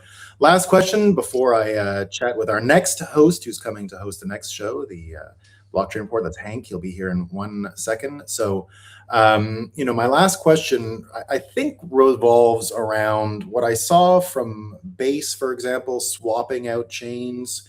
It reminds me, and you've been around for a while in this industry, it feels to me like crypto is going to get replaced by the old 2015, 2016 private blockchain cycle. It looks more like that private blockchain and its integration with Bitcoin is going to be the main story. Do you guys have any predictions or insight into what's happening? Or am I, again, wrong? Yeah, it's a great question. I think that we're likely going to see the market bifurcate between two different directions. I do think that there is a large and growing interest in more permissioned blockchains. We're seeing it with the growth of Canton, and likely this, depending on the direction that Coinbase takes their new chain, that is one side of the spectrum. And then on the other side, there's projects like Stacks and Zcash and Bitcoin that are building sovereign technology, censorship-resistant, permissionless infrastructure, tools, and money that I think are going to have a space in the ecosystem moving forward, coexisting with the more corporate style chains as well. Awesome, Andre. Well, thanks a ton for coming. I definitely appreciate learning more. I've been a fan of Stacks for a long time and love what you guys are doing. And I follow the L2 wars very closely.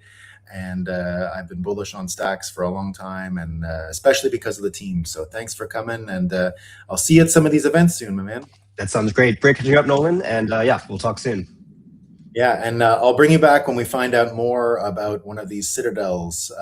Should be soon, man. I would love it. Can't wait to hang out in the Bitcoin Citadel with you. We need it, Andre. Thanks a ton, man. Okay, cheers. Take it easy. You too. See you, man. All right, now up next is Hank. How you doing? Oh, I'm doing great, Nolan. How are you? I am enthusiastic about the future of humanity. I am very bullish on what's going on, and happy to share it with you later on your show, Hank. I'm excited to talk about it. We got a lot happening. I saw Bitcoin had a nice bump this morning. We were back in the 70s. Of course it did. Of course it did. The vibes are coming back. The golden age is here. We're about to get everything cleaned up around the world just in time for Trump to get control of the Federal Reserve and print that money. If only we could get some more clarity on those Epstein files. I'm waiting for it. We're getting more. Don't you worry. That's good. coming. That's next. Good. Well, Before we get going to my show, I want to give you guys a heads up. We're experiencing a little technical difficulties this morning with vMix. We might be starting a few minutes late. Just wanted to give everyone the heads up. So if you want to get a coffee refill, go use the loo. This is a great time to do so because Nolan's going to be joining us in just a bit as we return. We got a lot to talk about this morning. We got a new format in play. It is chaos over here at Roxham TV, but in the best way possible. So we're excited to chat and talk shop with you in just a bit, Nolan. Well, let's do it, my man. All right. I'm going to go to my comments and see what people said. I missed out a lot because I had a guest. I'm going to say goodbye to them. I've got a little bit of time to do it because mixed stuff. So I'll see you in a few minutes. See you soon. And we'll chat, my man. Take it easy. Thank you. See you in a bit. All right. Bye. Okay, team. I'll be reading some of these comments. There we go. Trump is such a savage. That was funny stuff. Phil C., we loved it. Texas got rid of Eye Patch McCain and Brendan Herrera goes to runoff. LFG indeed. If Herrera doesn't win, the people of America are officially idiots. Well, you know, it's part of the deal. Part of the deal. Remember, your idiots are your best people. Canada is in the trouble it's in because it has too few idiots. Too many people that went to school for too long, which made them idiots in their own way. Hi, Andre. Welcome, Noah says. Welcome, Andre. Good morning, indeed. T-Dog Yo says, Mamdani had top-notch training in his MK Ultra torture cell. He sure did. Bitcoin Dev, the puzzle pieces are getting closer to a finished project. Crockett 2, Deep State equals bankers, indeed. That will be something worth celebrating. America at 250 years, finally defeating the federal imperialist fiat party of central banks. It's coming. It's coming. Is your speed set to 1x at MBA 0? A perfect simulation. Anything over 50 is expansion or at least expectations by managers. Where are we going here? Banks are such grifters, like shameless loan sharks on steroids. They sure are. They sure are.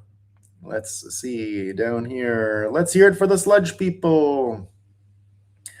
For real, no, where can we find that information? Didn't know of this theory or such. Oh, I missed something. I've been exposed to the theory that AI is being built as a Sumerian super intelligent demon. Yes, I'm aware of all that stuff. There is definitely demons in the AI, guys. Don't you worry about that. Jazzy Crockett flew too close to the sun. She did. I thought I was going to get that. Leaves a hole. So much talent left on the tablet. Very brave. I really did think she was going to beat Talarisco, whatever his name is. I really did believe that. I was wrong, though. I had that wrong. There you go. Nice interview. Thank you, C. Berger. I appreciate it. But yeah, I'd say the demon stuff from AI, where would you learn about that? I'd say the one I hear mention it the most clearly would be Cerno. Cerno is pretty good. So there you go. All right, folks, I'm going to now play the logo, followed by the thanks for watching screen. I want to thank you for watching before that. Come and see me over on Hank's show after this. We'll be having some fun over there, so I appreciate it. See you all tomorrow if you can't make it to Hank's show, and we'll have some fun on our Thursday live stream. That's tomorrow. Until then, thanks for watching. Peace.